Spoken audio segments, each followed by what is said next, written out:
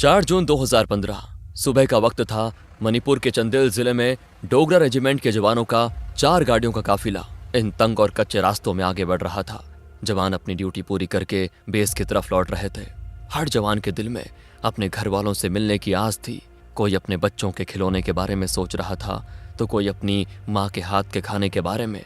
लेकिन उनको नहीं पता था कि सामने घने जंगल में मौत सांप की तरह कुंडली मार कर बैठी है। मुंह पे काला कपड़े बांधे और हाथ में deadly assault rifles, rocket propelled grenades और आईडीज पकड़े लगभग 50 आतंकियों का एक झुंड इस जंगल की झाड़ियों में एक भयानक साजिश रचकर छुपा हुआ था। फौजी अब जंगल की सबसे गहरी और सुनसान घाटी में पहुंच चुके थे। तभी झाड़ियों में छुपे उन आतंकवादियों में से एक अपनी पोजीशन लेता है और अपना रॉकेट लॉन्चर हमारे फौजियों के लीड काफिले पर लॉक करता है। बाकी के आतंकी अपनी स्नाइपर्स और एलएमजीज का जूम सीधा हमारे जवानों के सिरों और गाड़ियों के पेट्रोल टैंक्स पर सेट कर देते हैं। उधर काफिले में सबसे आगे चल रही गाड़ी के टायर के नीचे अचानक एक नुकीली चीज आती है और टायर पंचर हो जाता है। गाड़ी झटके से रुक जाती है। पूरा काफिला वहीं पे थम जाता है। इसके बाद अचानक एक कान फाड़ देने वाला धमाका होता है। एक जोरदार आईडी ब्लास्ट ने लीड ट्रक को हवा में काफी फीट ऊपर उछाल दिया।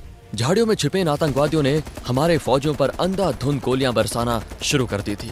हर सेकंड में सैकड़ों गोलियां गाड़ियों को चीरते हुए जवानों के जिस्म में उतर रही थी। आरपीजीज ने दूसरी गाड़ियों को भी आग के गोले में तब्दील कर दिया। एक तरफा फायरिंग के बाद ये आतंकी हमेशा की तरह डरपोक गिद्धों की तरह बॉर्डर क्रॉस करके म्यांमार के घने जंगलों में जा छुपे। उन्हें लगा उन्होंने एक और बार शिकार कर लिया और अब वो आराम से बैठेंगे, पर वो एक भयंकर भूल कर बैठे थे। उन्होंने शेर के मुंह में हाथ डाल दिया था और उन्हें इस बात का जरा सा भी अंदाजा नहीं था कि 2015 का ये भारत एक नया भारत है। ये वो भारत नहीं जो कड़ी निंदा करके शांत बैठ जाए। दरअसल ये आतंकी national socialist council of Nagaland NSCN से थे। उनके साथ कांगली योबोल कन्नालुप KYKL के आतंकी भी शामिल थे। SS खापलांग जो इस आतंकवादी संगठन का मास्टरमाइंड था, उसका मकसद नागालैंड को काटकर नागालिम नाम से एक अलग इंडिपेंडेंट देश बनाना था। उसका मानना था कि भारतीय संविधान उन पर जबरदस्ती थोपे जा रहा है। साल 2001 में भारत सरकार ने इनके साथ एक सीज फायर एग्रीमेंट साइन किया था ताकि नॉर्थ ईस्ट में शांति बनी रहे।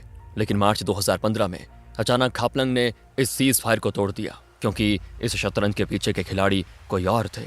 इस आतंकी ग्रुप को पीछे से बैक चैनल फंडिंग, नए और आधुनिक हथियार और ट्रेनिंग सीधे तौर पर पाकिस्तान की ISI और चाइना से मिल रही थी।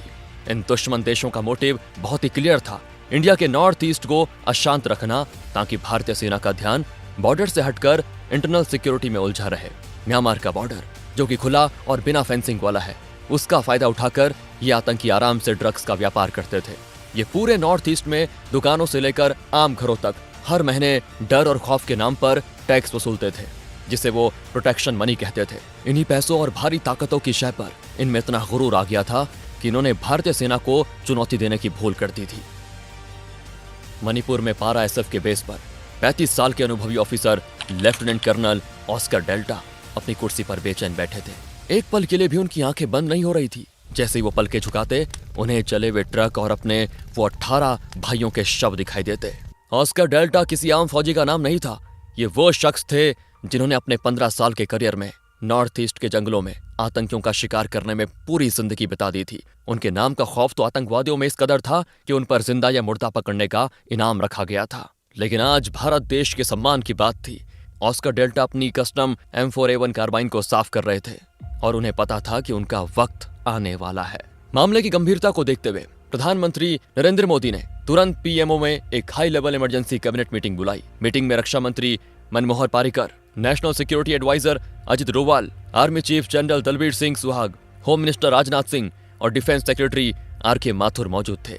मीटिंग शुरू होते ही PM मोदी के चेहरे पर एक ऐसी रौद्र और गुस्से भरी लकीरें थी जो वहां मौजूद हर शख्स ने पहले कभी नहीं देखी थी। उन्होंने सीधे आर्मी चीफ की तरफ देखते हुए एक भारी आवाज में पूछा, दलबीर, इंटेलिजेंस रिपोर्ट क्या कहती है? मेरे देश के 18 जवान मारे गए, उनकी माताओं के आंसुओं का हिसाब मुझे चाहिए। जनरल दलबीर सिंह सुहाग ने सख्ती और आक्रोश से जवाब दिया, सर, मेरे जवान इस वक्त खून का घूंट पीकर बैठे हैं। फौजियों में गुस्से का ज्वालामुखी फट रहा है। आप बस एक इशारा कीजिए, हम इन आतंकवादियों को ढूंढकर राख में मिला देंगे। तभी अजीत डोभाल ने कहा, प्रधानमंत्री जी, ये आतंकी अब हमारी सीमा में नहीं है। हमला करने के बाद वो बाउंड्री क्रॉस करके म्यांमार के घने जंगलों में छिप गए हैं। इन्हें लगता है कि इंटरनेशनल बॉर्डर एक ऐसी लक्ष्मण रेखा है जिसे भारत कभी पार नहीं करेगा। इस बार हमें शेर के मुंह में हाथ डालना ही होगा। अगर आज हमने इनको इनके घर में घुसकर इन्हीं की भीड़ में नहीं मारा ना, तो ये आतंकी नॉर्थ ईस्ट को अगला कश्मीर बना देंगे और दुनिया समझेगी कि भारत एक कमजोर देश है। होम मिनिस्टर राजनाथ सिंह ने हैरानी से पूछा, डोभाल जी, आपका मतलब म्यांमार की सीमा पार करने का तो नहीं? डोभाल ने राजनाथ सिंह की आंखों में देखा और अटल विश्वास के साथ हाँ में सिर हिलाया। इसके बाद जनरल दलबीर सिंह बोल पड़े, सर, मौत का बदला मौत होता है। हमारे पास दो ऑप्शंस हैं, पहला एयर स्ट्राइक और दूसरा कोवर्ट ग्राउंड स्ट्राइक। पर एयर स्ट्राइक में दिक्कत यह है कि आतंकियों के कैंप म्यांमार के लोकल गांव के बिल्कुल बीच में बसे हैं। अगर हमने फाइटर जेट से बॉम्ब गिराए तो आम नागरिकों की जान जा सकती है। पीएम मोदी ने आखिरी सवाल पूछा, दलबीर, तुम्हारे जवानों को तैयार होने में कितना वक्त लगेगा, बस ये बताओ। दलबीर ने पूरे आत्मविश्वास से ठोस आवाज में कहा, सर, मुझे सिर्फ 3 दिन का समय चाहिए। चौथे दिन सवेरा होने से पहले आतंकियों की चिता जल चुकी होगी। पीएम मोदी ने कहा, तो फिर इन्हें इनकी औकात याद दिला दीजिए। जाइए और उनको बताइए कि नया भारत घर में घुसकर मारना जानता है। मीटिंग का अंत हो चुका था, फैसला लिया जा चुका था, ऑपरेशन की उल्टी गिनती शुरू हो चुकी थी। 7 जून की सुबह सूरज निकलने से पहले 64 पैरा एसएफ कमांडोज हथियारों से पूरी तरह लैस थे। उनके पास Carl Gustaf 84 mm rocket launchers, Tavor TAR-21 assault rifles, M4 carbines, AK-47s और अंडर बैरल ग्रेनेड लॉन्चर्स थे। ये कोई आम स्क्वाड नहीं था, ये मौत का वो फरिश्ता था जो दुश्मन को सीधा नरक भेजने के लिए तैयार था। मिशन को पूरी तरह से गुप्त रखा था। अगर आतंकवादियों को भनक भी लग जाती कि इंडियन आर्मी बॉर्डर्स क्रॉस कर रही है, तो वहां उनके लिए मौत का जाल बिछा मिलता। इसीलिए हेलीकॉप्टर्स का इस्तेमाल नहीं किया गया। एक आम इन्फेंट्री मूवमेंट का ढोंग रचते हुए उन्हें आर्मी ट्रक्स में बॉर्डर तक ले जाया गया। ट्रक से उतरने के बाद ऑस्कर डेल्टा ने एक ऐसी प्रथा निभाई जिससे वहां पे खड़े हर जवान का सीना गर्व से चौड़ा हो गया। उन्होंने अपनी राइफल एक साथी को दी, घुटनों के बल जमीन पर बैठे और अपने हाथों से भारत की मिट्टी को चूमा। फिर उस मिट्टी को अपने माथे पर तिलक लगाया। उनको देखते हुए हर एक कमांडो ने मिट्टी को चूमा और तिलक धारण किया। इसके बाद सफर शुरू हुआ। 35 किलो का वजन अपने कंधों पर लादे ये कमांडोज बेहद खराब रास्तों, घड़ी झाड़ियों और तीखी चढ़ाइयों के बीच से 40 किलोमीटर तक का रास्ता तय करने निकले। ऑस्कर डेल्टा सबसे आगे चल रहे थे। उनके साथ 2 बर्मी लोकल गाइड भी चल रहे थे। बॉर्डर क्रॉस करके म्यांमार में एंट्री लेने के बाद उनके साथ चल रहे बर्मीज लोकल गाइड्स ने अचानक उन्हें रुकने का इशारा किया। सामने घनी झाड़ियों में कुछ अजीब सी आवाजें आ रही थी। हर कमांडो ने अपनी राइफल उस दिशा में तान ली। झाड़ियों के पीछे से अचानक 5 आम नागरिक निकल कर आए, जिनके कंधों पर बड़ी बड़ी मॉनिटर लिजर्ड्स टंगी थी। वो बर्मीज शिकारी थे, पर हालात ऐसे थे कि किसी पर भी भरोसा नहीं किया जा सकता था। क्या ये सच में शिकारी थे या अलगाववादियों के जासूस? ऑस्कर डेल्टा के दिमाग में ऑप्शंस तेजी से घूम रहे थे। इन्हें यहां मार देना आसान था, पर बिना ठोस सबूत के बेकसूरों का खून बहाना हिंदुस्तान की फौज के उसूलों के बिल्कुल खिलाफ था। अगर इन्हें छोड़ देते तो रिस्क था कि ये जाकर दुश्मन को खबर दे देंगे। इसीलिए डेल्टा ने फैसला किया, इन्हें बंदी बनाकर अपने साथ उस पहाड़ तक लेके जाएंगे जहां से स्ट्राइक लॉन्च करनी थी। दोपहर होते होते उन्हें वो पहाड़ दिखाई देने लग गया जिसके पीछे दुश्मन का ठिकाना था। पर तभी एक ऐसी दिक्कत सामने आई जिसने सभी के माथे पर शिकन ला दी। एक कमांडो ने धीमी आवाज में डेल्टा के पास आकर कहा, सर, सबका पानी खत्म हो गया है, किसी के पास पानी की एक बूंद भी नहीं बची। जून की गर्मी, 35 किलो का वजन, 40 किलोमीटर की चढ़ाई और अब पानी खत्म। किसी भी आम फौजी के लिए ये हार मान लेने का कारण हो सकता था, पर ऑस्कर डेल्टा ने जवाब दिया, तो बहुत ही अच्छी बात है। अब इस मिशन को और जल्दी खत्म करना होगा। उन कैंप्स में रखा खाना, उनका पानी और उनकी बियर, आज रात वो सब हमारा होगा। वहीं आराम से पार्टी करेंगे बॉयज। 8 जून की रात पूरी तरह ढल चुकी थी। पैरा एसएफ के कमांडोज उस पहाड़ की चोटी पर पहुंच चुके थे। नीचे घाटी में दुश्मन के 3 कैंप्स बिल्कुल साफ दिखाई दे रहे थे। कमांडोज ने अपने नाइट विजन गॉगल्स और थर्मल इमेजर्स ऑन कर दिए। उन कैंप्स के अंदर घूम रहे आतंकी दिखने लगे थे। इन्हीं कमीनों ने कुछ दिन पहले डोगरा रेजिमेंट के बेकसूर जवानों को जिंदा जला दिया था और आज इनका हिसाब होने वाला था। लेकिन इस मिशन में धैर्य की सबसे बड़ी परीक्षा होने वाली थी। रात के ठीक 10 बजे अचानक गोलियों की आवाज आई। पहाड़ पर मौजूद हर भारतीय कमांडो ने अपनी राइफल तान ली और कवर ले लिया। फिर उन्होंने नाइट विजन में देखा कि 5-6 आतंकी कैंप से बाहर निकले और उसी पहाड़ की ढलान पर चढ़ने लगे जहां कमांडोज छुपे हुए थे। वो सिर्फ 150 मीटर दूर थे। धड़कनें बढ़ गई। अगर उन्होंने थोड़ा और आगे आने की कोशिश की तो फायर करना पड़ेगा, जिससे पूरा एलिमेंट ऑफ सरप्राइज खत्म हो जाएगा। लेकिन वो आतंकी नशे में धुत थे। उनके हाथों में शराब की बोतलें थी और वो जोर जोर से हिंदी गाने गा रहे थे। कुछ हवा में फायर करने के बाद वो वापस कैंप की तरफ लड़खड़ाते हुए चल गए। ये उनका शायद रूटीन पेट्रोल था। रात के 1 बजे फिर से हवा में फायरिंग की आवाजें आई। इस बार ये 10 मिनट तक चलती रही और फिर रुक गई। सुबह 3 बजे एक बार फिर फायरिंग हुई। दुश्मन बार बार हवा में फायर करके अपनी प्रेजेंस जता रहा था। ऑस्कर डेल्टा समझ गए थे ऐसे हालात में इनिशियल प्लान, जो कि 3 अलग दिशाओं से घेर कर अटैक करना था, उसमें बदलाव करना जरूरी था। उन्होंने तुरंत अपनी टीम्स को रिकॉग्नाइज किया और कहा, हम अब उनके सोने का इंतजार नहीं कर सकते। हम 20-20 के 2 स्क्वाड्स बनाएंगे। एक डायरेक्ट असॉल्ट करेगा, दूसरा कवरिंग फायर और एग्जिट रूट सिक्योर करेगा। सुबह ठीक 5 बजे जैसे वो खाने के लिए जमा होंगे, we hit them hard, very hard. इसके बाद पेट के बल रेंगते हुए 40 कमांडोज मौत के साए की तरह अपने टारगेट की तरफ आगे बढ़ने लगे। धीरे धीरे वो कैंप के ठीक बाहर एक सेमी सर्कल बनाकर पोजीशन ले चुके थे। कैंप्स के अंदर अलगाववादी नाश्ते की तैयारी कर रहे थे। कुछ आग जला रहे थे, कुछ हंसी मजाक कर रहे थे। उन्हें बिल्कुल भी अंदाजा नहीं था कि जिनकी नस्लों को वो गालियां देते हैं, वो उनकी छाती पर बंदूक ताने उनके आंगन में बैठे हैं। ये उनकी जिंदगी का आखिरी खाना होने वाला था।